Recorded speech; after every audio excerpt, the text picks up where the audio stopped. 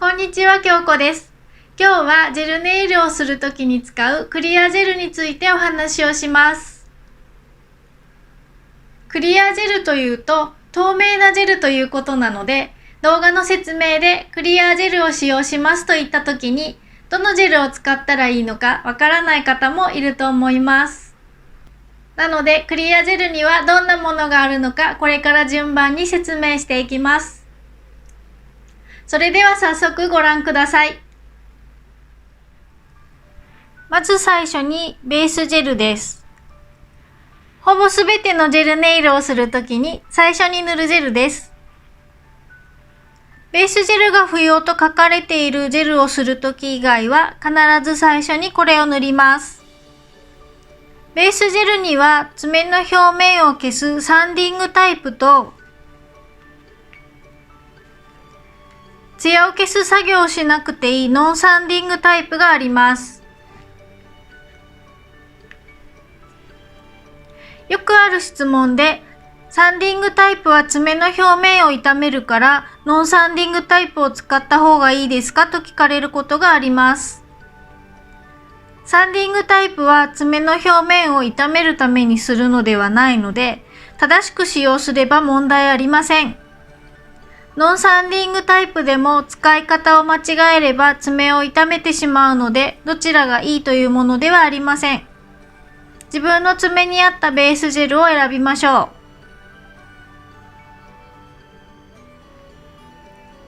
う。ベースジェルは比較的ジェルの粘度がサラサラしているものが多いです。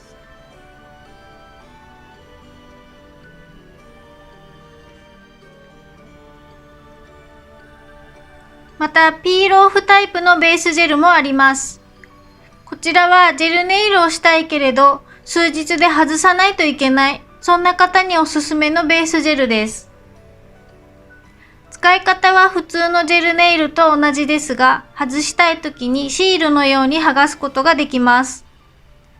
数日しか持ちませんが、マニキュアと違って終わってから乾くまで待たなくていいので、マニキュア派の人にもおすすめです。次に紹介するクリアジェルはビルダージェルです。メーカーによって呼び方が違います。ビルダージェルだったり、スカルプジェルだったり、エクステンションジェルなど、また特殊な名前がついている場合もあります。役割はみんな同じで、長さを出したり、厚みを作ったりするのに使用します。メーカーによって粘度はばらつきがありますが、ビルダーは作るという役割なので、固めのものが多く、爪の上に乗せてもだらっと流れにくいものが多いです。そのため、長さを出すときに形を作りやすいようにできています。次はビジュージェルです。ビジューはフランス語で宝石という意味で、これはラインストーンやパーツを固定するのに使用します。私は主にパーツと爪の隙間を埋めるのに使用しています。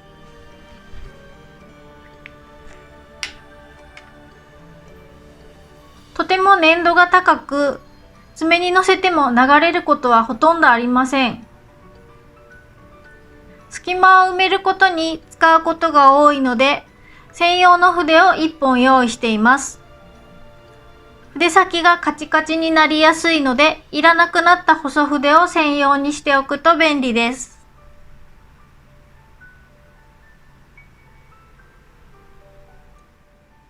ジェルネイルを塗ったら最後に使うのがトップジェルです。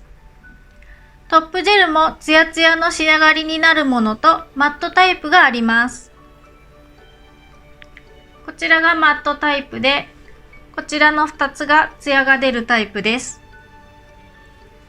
容器に入っているタイプもありますが、私はボトルタイプを使用しています。こちらのタイプはとてもサラサラな液体なので薄く塗る必要があります。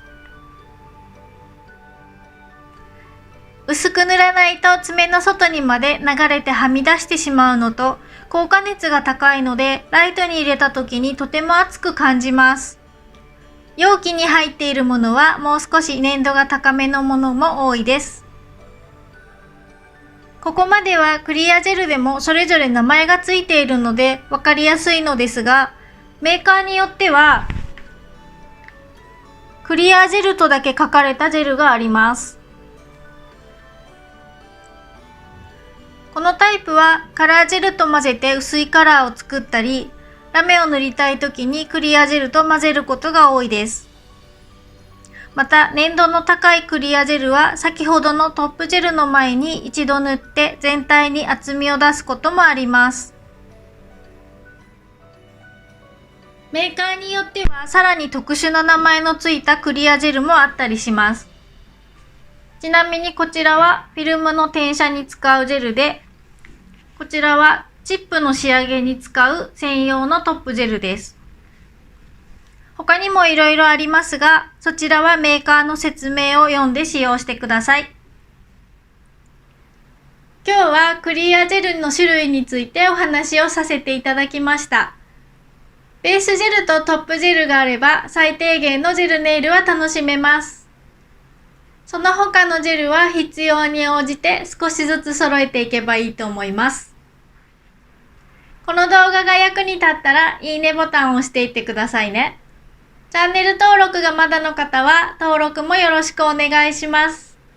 それではまた次回の動画でお会いしましょう。